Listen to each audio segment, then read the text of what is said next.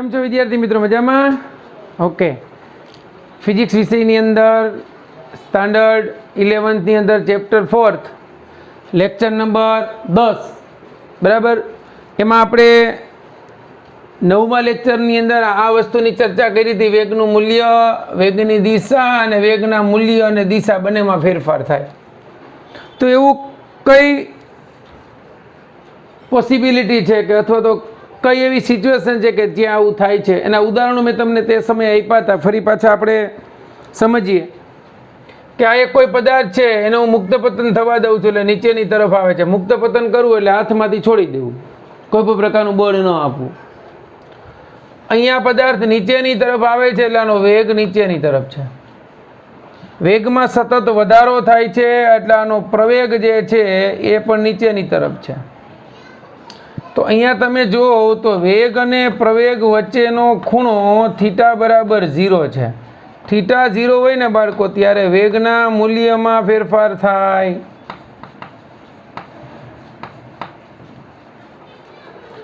આ જે પદાર્થ હતો એને મારે ઉધ્વ દિશામાં ફેંકવો છે, એટલે વેગ ઉધ્વ દિશામાં સતત ઘટતો એટલે પ્રતિ પ્રવેગ ઉત્પન્ન થાય અધો દિશામાં. વેગ ઉધ્વ દિશામાં હોય, વેગ અને પ્રવેગ વચ્ચેનો ખૂણો પાઈ થયો.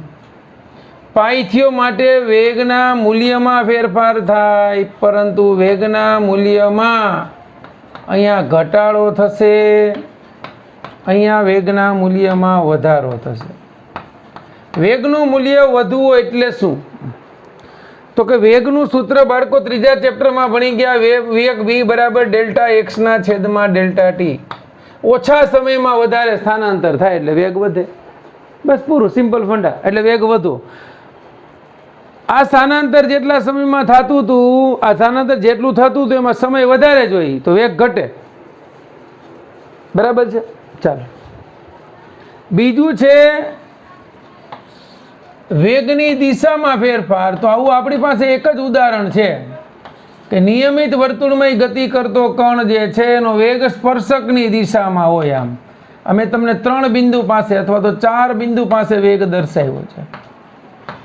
આ કણ વર્તુળમય ગતિ કરે છે. વર્તુળમય ગતિ માટે કેન્દ્ર તરફ પ્રવેગ હોય આનો, એને કેન્દ્રગામી પ્રવેગ કહેવાય. આ પ્રવેગની દિશા છે. તો અહીંયા એવું બનશે કે વેગ અને પ્રવેગ પરસ્પર લંબ હશે એટલે બે વચ્ચેનો ખૂણો θ π/2 છે. અને θ π/2 થાય ત્યારે માત્ર ને માત્ર વેગની દિશા જ બદલાય. જો દર વખતે સ્પર્શકની દિશામાં વેગની દિશા બદલાય, પરંતુ મૂલ્ય અચળ રહે. વેગનું મૂલ્ય બદલાય નહીં. એટલે ઘણી વખત તમને હજી આગળ આપણે ન્યુક્લિયસ ને પરમાણુની ચેપ્ટરમાં ભણશું ત્યારે એમ કહેશે કે ન્યુક્લિયસની આસપાસ ફરતા ઇલેક્ટ્રોનની ઝડપ અચળ છે, કારણ કે વેગનું મૂલ્ય એટલે ઝડપ. બરાબર છે? તો અહીંયા વેગના મૂલ્યમાં ફેરફાર થાય. એક કેસ એવો હતો કે જેમાં મૂલ્ય અને દિશા બંનેમાં ફેરફાર થતો હોય. તો વેગ અને પ્રવેગ પરસ્પર લંબ હોય. દાખલા તરીકે આ દિશામાં વેગ છે અને પ્રવેગ લંબ તો નહીં પણ એની સાથે કંઈક ખૂણો બનાવે છે. આ થીટા ખૂણો છે. તો આ પ્રવેગના 2 ઘટક મળે, એક સમાંતર ઘટક ને એક લંબ ઘટક. સમાંતર ઘટક મળ્યો એ cos θ અને એનો લંબ ઘટક મળ્યો એ sin θ. હવે આપણને ખબર પડી કે સમાંતર ઘટક હોય તો વેગના મૂલ્યમાં ફેરફાર કરે અને લંબ ઘટક હોય તો વેગની દિશામાં ફેરફાર કરે. પૂરું. આ ચર્ચા આપણે લાસ્ટ લેક્ચરમાં કરી હતી. બરાબર છે? ચાલો થોડુંક રિફર કરી લ્યો એટલા માટે કીધું છે. હવે આપણે જે ત્રીજા ચેપ્ટરની અંદર જે સૂત્રો તમે તારવા છે એ જ સૂત્રો આપણે તારવવાના છે. સરસ મજાનો ક્વેશ્ચન છે, પરીક્ષામાં પૂછી શકાય એવો. અચળ પ્રવેગી ગતિના સમીકરણ તારવો.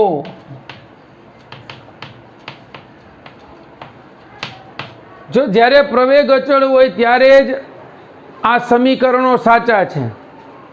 અચળ પ્રવેગી ગતિના સમીકરણમાં પ્રવેગ અચળ હોય ત્યારે જ આ સમીકરણો સાચા છે. યાદ રાખજો.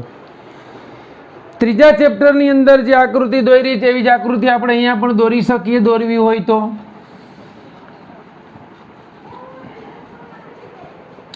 અહીંયા આ વેગ છે, આ સમય છે. t બરાબર 0 સમયે કંઈક વેગ છે એ v0 છે. આ કણ સ્થિર છે. હવે સમય જતાં કણનો વેગ કાંઈક મળે છે, એટલે અંતર કાપે છે સમય સાથે. અહીંથી અહીં સુધીની અંદર સમય ટી જેટલો થઈ જાય છે. કણનો વેગ વધતો જાય છે, વધી વધી વધીને આ બિંદુ પાસે પહોંચે ત્યાં સુધીમાં એનો વેગ વી થઈ જાય છે. એટલે આ થઈ ગયો વેગ વી માઇનસ V0, આ થઈ ગયું ટી, આ થઈ ગયો ખૂણો થીટા. તો હવે બરાબર સમજજો કે અહીંયા આ જે તમે આકૃતિ જુઓ છો એ આકૃતિ તમે ત્રીજા ચેપ્ટરની અંદર પણ તારવી હતી. તો અહીંયા દ્વિપરિમાણમાં સમીકરણો છે. તો અહીં T1 બરાબર 0 સમયે, યાદ રાખજો, T1 બરાબર 0 સમયે વેગ V1 બરાબર V0 છે, તથા સ્થાનાંતર અથવા તો એનું જે સ્થાન છે કણનું એ R1 છે. હવે કણ આગળ વધે છે. T2 બરાબર T સમયે અચળ પ્રવેગથી ગતિ કરે છે, એટલે વેગ V2 બરાબર V છે, તથા એ સમયે એનું સ્થાન R2 છે. આ બે લીટી યાદ રાખવાની.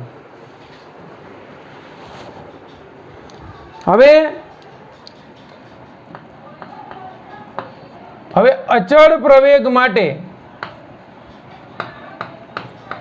પ્રવેગ અચળ હોય તો સરેરાશ પ્રવેગ બરાબર તત્કાલીન પ્રવેગ થાય. કારણ કે પ્રવેગ અચળ છે એટલે જે તે સમયે બંને પ્રવેગ સરખા હશે. તત્કાલીન એટલે જે તે સમયનો પ્રવેગ. તો સરેરાશ પ્રવેગ એ તત્કાલીન પ્રવેગ જેટલો બને તો A is equal to delta V એના છેદમાં ડેલ્ટા ટી થાય. તો delta V is equal to V2 minus V1 એના છેદમાં સમય T2 માઇનસ T1. અહીંયા બાળકો કિંમત મૂકીએ તો V2 એટલે V છે અને V1 એટલે V0 એના છેદમાં T, T1 એટલે 0 is equal to V minus V0 by T. આના પરથી વેગનું એક સમીકરણ સરસ મજાનું મળે. V minus V0 is equal to A into T. આના પરથી તમને વેગનું સમીકરણ મળી ગયું. V બરાબર V0 પ્લસ AT. આ સમીકરણ ત્રીજા ચેપ્ટરની અંદર તાર્યું હતું, પણ એક પરિમાણ માટે હતું, આ દ્વિપરિમાણ માટે છે. તો આ જે સમીકરણ મળ્યું એમાં V અંતિમ વેગ છે, આ પ્રારંભિક વેગ છે, આ પ્રવેગ છે, આ સમય છે. અહીંયા જો તમે હજી ટીને સૂત્રનો કરતા બનાવો તો આનો ઉપયોગ પાછળના સમીકરણમાં આવશે. V minus V0 is equal to A, sorry by A. આ જે ગતિનું અચળ પ્રવેગી ગતિનું સમીકરણ મળ્યું, આ ત્રણ સમીકરણો આપણે તારવીએ છીએ, એમાંનું એક થઈ ગયું. બીજું સમીકરણ અહીંયા સરેરાશ વેગ તમે લ્યો છો, એ સરેરાશ વેગના સૂત્ર ઉપરથી મળે. સરેરાશ વેગ V બરાબર V1 પ્લસ V2 બાય 2. તો V1 એટલે સરેરાશ વેગ V is equal two V1 એટલે V0 પ્લસ V બાય 2. તો આ સરેરાશ વેગ એટલે V1 વત્તા V2 બાય 2 થઈ ગયું. હવે વેગ બરાબર સ્થાનાંતરના છેદમાં સમય લખીએ છીએ દ્વિપરિમાણમાં. તો એના પરથી સ્થાનાંતર delta R is equal to આ વેગ સરેરાશ વેગ એને ગુણ્યા સમય T. તો સ્થાનાંતર delta R is equal to સરેરાશ વેગ V એટલે V0 plus V by 2 into T. Delta R એટલે R2 minus R1 is equal to આ V ની કિંમત મૂકું છું. આ V ની કિંમત આ છે એ V0 પ્લસ V ની કિંમત V0 પ્લસ AT ત્રણેયના છેદમાં 2 એને ગુણ્યા ટી.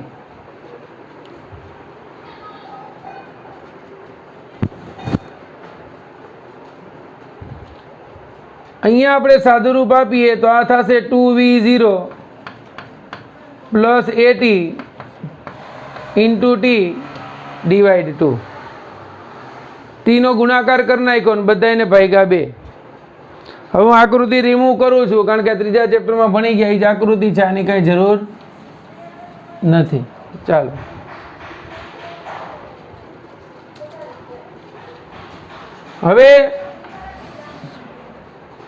હવે તો કે સ્થાનાંતર r2 minus r1 is equal to 2v0 into T, આ 2v0 into T by 2 plus a t square by 2, a t square by 2, 2 2 cancel, એટલે r2 એટલે r, r1 એટલે r0.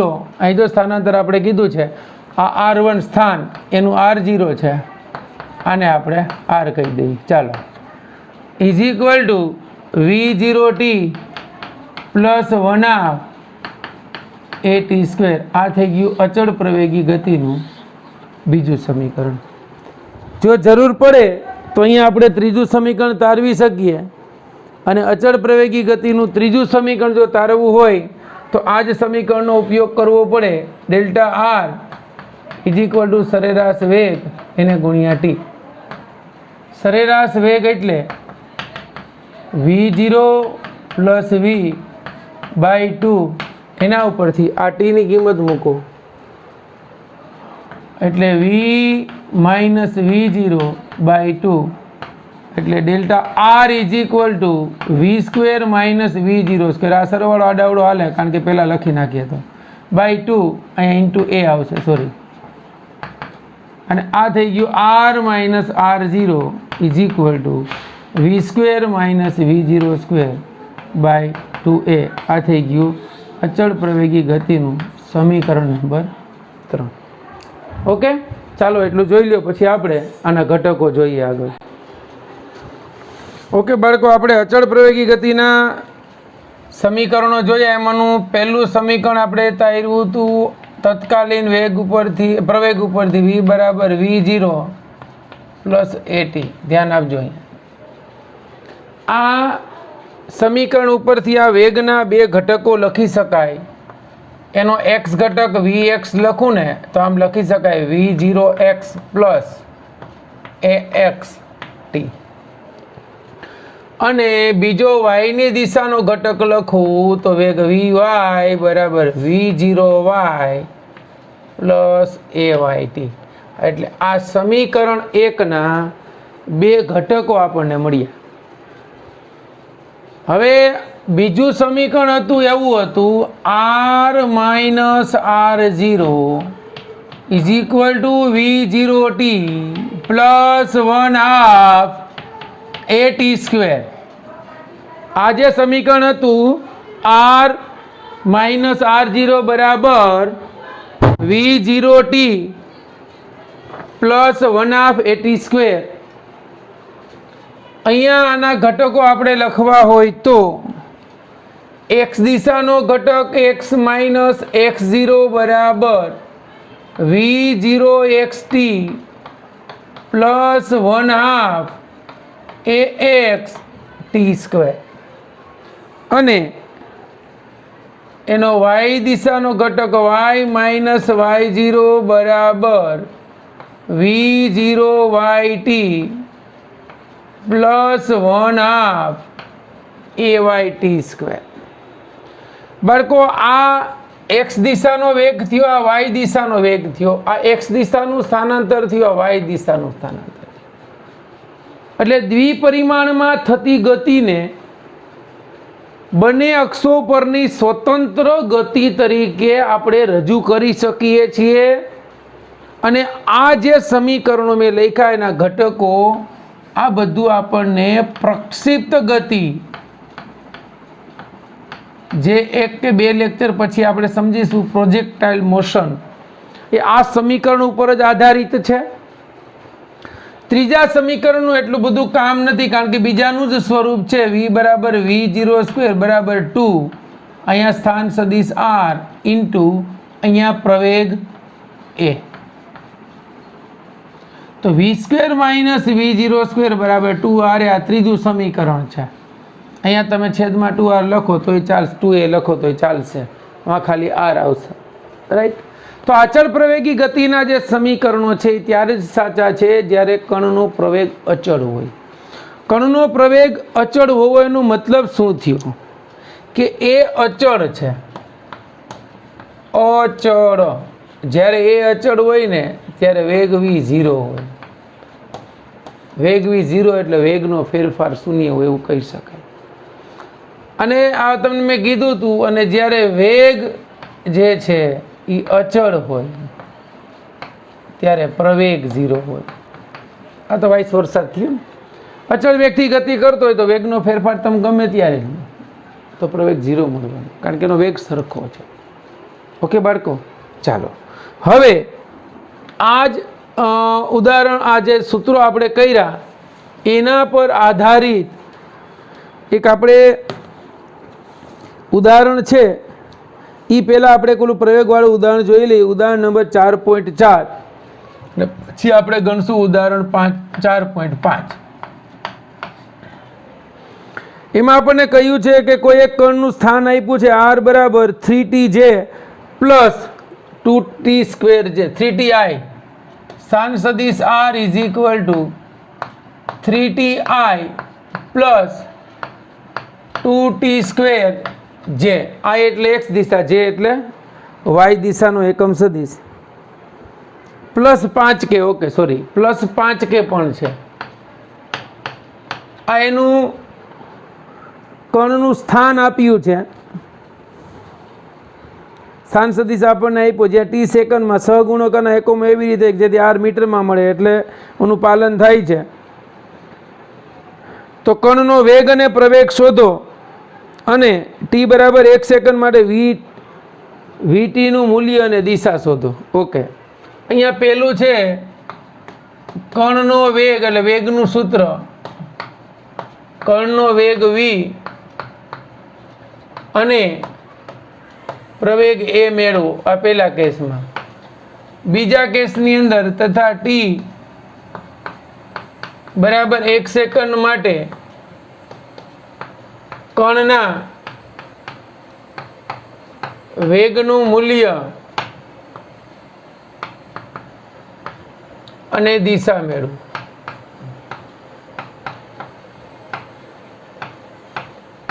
ચાલો, પેલું કઈ છે નહીં, આ સમીકરણ 1 આપી દો.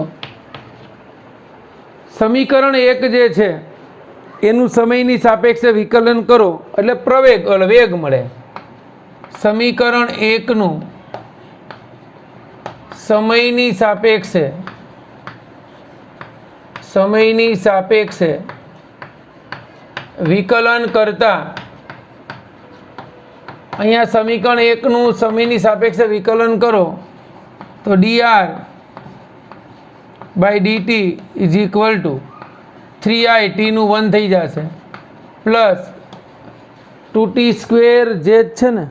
ઓકે, તો આનું વિકલન થશે 4t જે પ્લસ અહીંયા k માં કોઈ t સમય નથી એટલે એનું વિકલન t ની સાપેક્ષે 0 થઈ જશે. તો આ તમને જે મળ્યું એ વેગ મળ્યો t સમયનો is equal to 3i plus 4tj. આ વેગનું સમીકરણ તમને મળી ગયું. હવે આપણને કીધું છે હજી પ્રવેગનું, તો સમીકરણ 2 નું ફરી પાછું વિકલન કરી નાખીએ.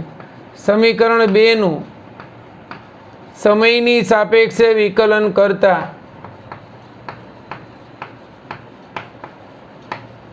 ચાલો 2 નું સમયની સાપેક્ષે વિકલન કરો એટલે આપણને કંઈક મળશે dv by dt is equal to, અહીંયા નથી t એટલે વિકલન 0, અહીંયા t છે પ્લસ 4j.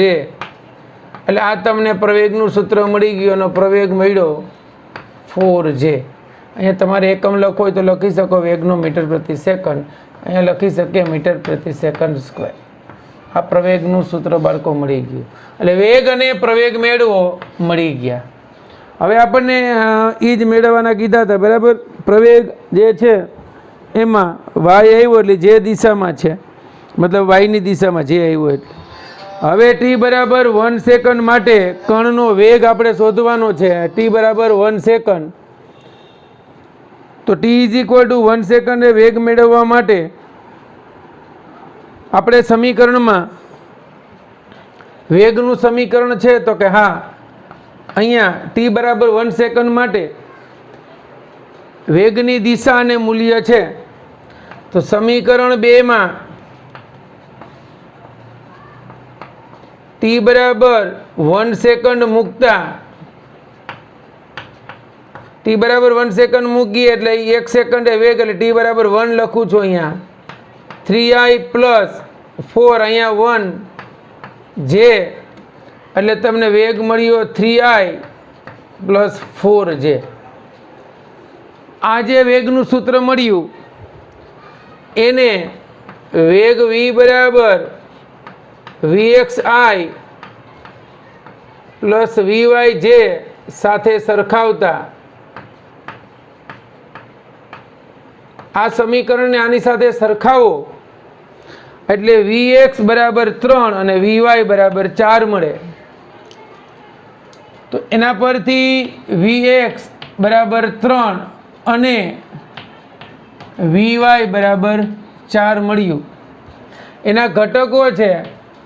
હવે વેગ વીનું મૂલ્ય વીનું મૂલ્ય લેવું હોય તો ઘટકોના વર્ગના સરવાળાનું વર્ગમૂળ થાય એટલે vx square plus vy square. તો આ વેગનું મૂલ્ય બરાબર x ઘટક એટલે 3 નો વર્ગ 9, 4 નો વર્ગ 16 એટલે મને વેગનું મૂલ્ય મળી ગયું √25 ઇઝ ઇક્વલ ટુ 5 મીટર પ્રતિ સેકન્ડ. આ જે છે એ વેગનું મૂલ્ય મળ્યું. હવે આપણને વેગની દિશા કીધી છે તો વેગની દિશા શોધવા માટે આપણે શું કરશું બાળકો? તો હવે વેગની દિશા કઈ રીતે મળશે? tan θ ઉપરથી વેગનું સૂત્ર જ હતું ને, tan θ બરાબર vy ના છેદમાં vx. તો દિશા મળી ગઈ tan θ vy એટલે 4 ના છેદમાં 3 θ is equal to tan inverse 1.3333 થાય થીટા. આ tan ઇનવર્સમાં આની કિંમત તમારે જોવાની એટલે જે મળે એ તમારો આન્સર આવશે. જો ટેનની કિંમત આપણે મેળવીએ તો નેચરલ ટેનમાં તમારે આ કિંમત જોવી પડે અને જેની વેલ્યુ જે છે એ તમને મળશે 53 અંશ અને 8 મિનિટ. 53 અંશ અને 8 મિનિટ. આ જે છે એ વેગના સદિશનો ખૂણો થયો. આ ખૂણો near about theta is equal two 53 અંશ x અક્ષ સાથે.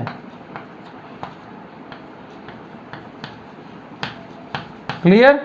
ચાલો આ દાખલો ગણી લ્યો પછી આપણે દાખલા નંબર 4.5 ગણી અને લેક્ચર પૂરો કરીએ. ચાલો બાળકો ઉદાહરણ 4.5 આવો જ એક સ્વાધ્યાયમાં દાખલો છે. હું તમને હમણાં જોઈને ક્રમ નંબર આપીશ એ તમારે હોમવર્કમાં અત્યારથી કહી દો તમારે ગણવાનો છે. સ્વાધ્યાયની અંદર આ ચેપ્ટરનો દાખલો છે 4.21 રાઈટ. એ તમારે ગણવાનો છે.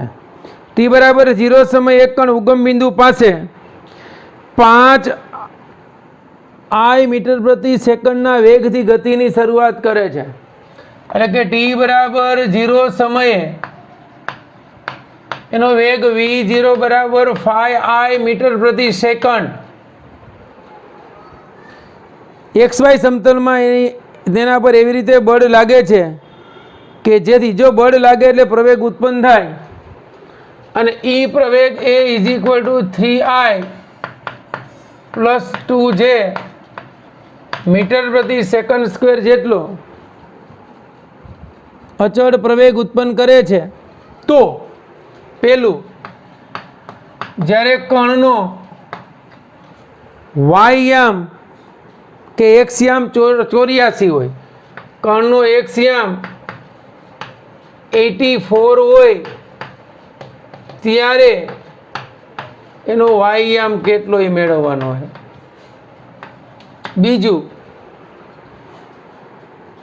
તે સમયે કણની ઝડપ, આ સમયે 184 હોય તે સમયે, એટલે તત્કાલીન ઝડપ થઈ ગઈ, તે સમયે કણની ઝડપ શોધો. ચાલો, આવો જ્યારે દાખલો પૂછે ત્યારે સીધું સમીકરણ લખવાનું. અહીં ગતિના અચળ પ્રવેગી ગતિના સમીકરણ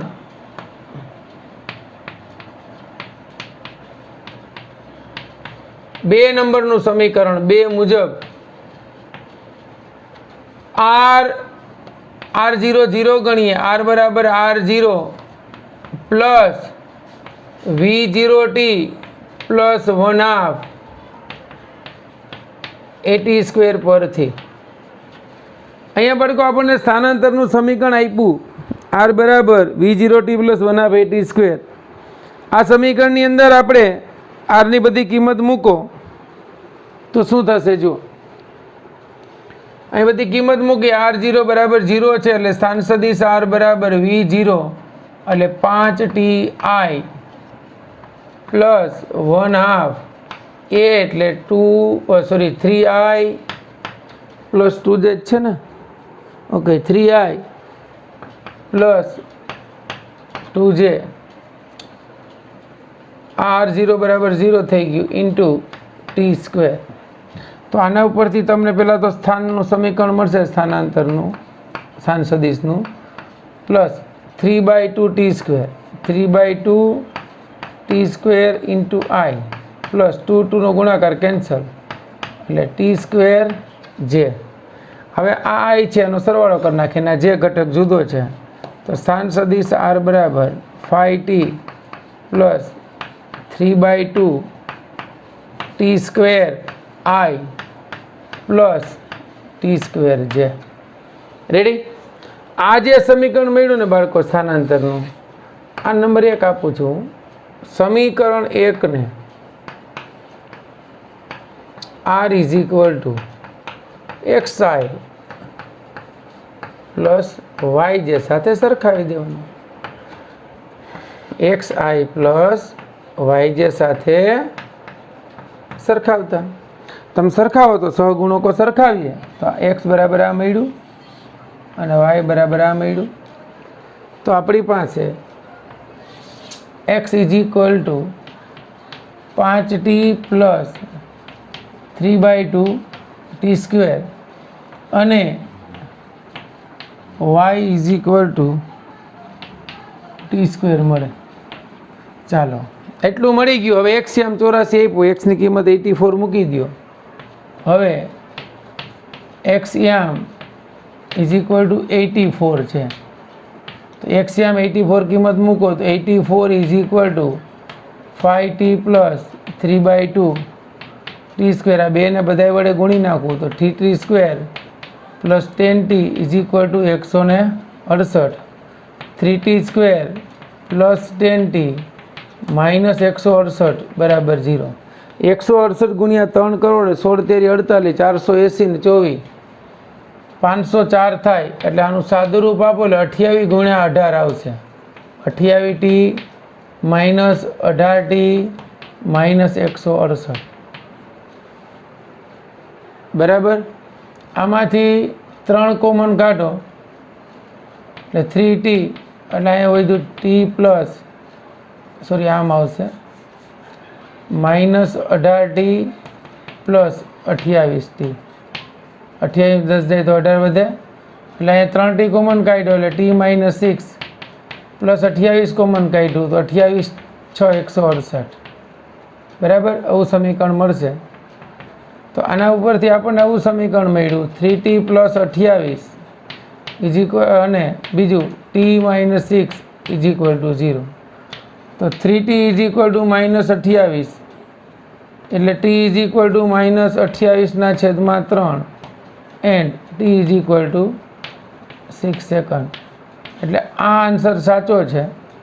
આ આન્સર સાચો નથી. કેમ? તો કે સમય ઋણ ન હોય માટે. એનો મતલબ એવો થયો કે એક્સયામ 84 હોય ત્યારે સમય કેટલો થયો? 6 સેકન્ડ. તો 6 સેકન્ડ એનો વાયયામ તમારે ગણવો હોય તો y ઇઝ ઇક્વલ ટુ 6નો વર્ગ, એટલે એનો વાયયામ 36 મીટર મળી ગયો. એટલે આપણને પહેલો આન્સર મળી ગયો કે કણનો એક્સયામ 84 હોય ત્યારે વાય કેટલો. એક્સયામ 84 હોય એ સમયગાળો શોધી લીધો અને સમયગાળા ઉપરથી એનો યામ મળી ગયો. હવે આપણને એમ કીધું છે બીજું કે ટી સમયે કણની ઝડપ તે સમયે એટલે કેટલા? આ તે સમયે એટલે કે ટી બરાબર 6 સેકન્ડે કણની ઝડપ. તો સમીકરણ 1નું ટીની સાપેક્ષે વિકલન કરવાનું. ટીની સાપેક્ષે એનું વિકલન કરો એટલે તમને વેગ આપશે dr/dt ઇઝ ઇક્વલ ટુ વેગનું મૂલ્ય આપે કેટલી સેકન્ડે? તો કે જે તે ક્ષણે 6 સેકન્ડે તમને વેગનું મૂલ્ય આપે તો એનું વિકલન કરો ટીની સાપેક્ષે એટલે 5t વિકલન 5 પ્લસ 3/2 માં 2 આગળ 2 ઉડી જશે એટલે 3t આ જે મળ્યું એ i મળ્યું પ્લસ આ t² 2t છે. એટલે અહીંયા આપણને વેગ જે છે એનું સમીકરણ એવું મળે 5 પ્લસ ટીની જગ્યાએ 6 મૂકો i પ્લસ ટીની જગ્યાએ 6 મૂકે એટલે 6j. એટલે બાળકો અહીંયા વેગના બે ઘટક 6 તેરી 18, 18 ને 5 23i પ્લસ 12j મળ્યું. તો અહીંયા આપણને વેગના બે ઘટક મળી ગયા. આપણને ઝડપ કીધી છે મતલબ તો એ મૂલ્ય શોધી લ્યો એટલે ઝડપ થઈ ગઈ 23નો વર્ગ પ્લસ 12નો વર્ગ. 23નો વર્ગ 529 થાય લગભગ 408 ને 69. 529 વત્તા 12નો વર્ગ 144 એટલે 529 ને 144 600 ને 73 થાય. એનું વર્ગમૂળ તમે કાઢો એ તમારી 6 સેકન્ડે ઝડપ જે નિયર અબાઉટ ઝડપનું મૂલ્ય તમને મળશે 25.94. 25.94 એટલે નિયર અબાઉટ 26 મીટર પ્રતિ સેકન્ડ. સમજાણું બાળકો? ક્લિયર થયું એટલું કે નહીં? તો આ જે છે એવો દાખલો 4 માર્ક્સમાં પૂછી શકે. બરાબર છે? ચાલો તો આવો દાખલો જે છે મેં તમને કીધો સ્વાધ્યાયની અંદર એક દાખલા નંબર આપ્યા હતા 4.21. થોડોક જુદો છે આના કરતાં, છે આવું જ પેટર્ન. તો અહીંયા આ બરાબર સરખું સમજી લીધું હશે તમે. બરાબર? તો આ લેક્ચર અહીંયા સુધી રાખીએ છીએ. બરાબર? નેક્સ્ટ લેક્ચરમાં નવો ટોપિક આપણે શરૂ કરશું સાપેક્ષ વેગ અને પ્રક્ષેપ ગતિ. ચાલો બેસ્ટ ઓફ લક.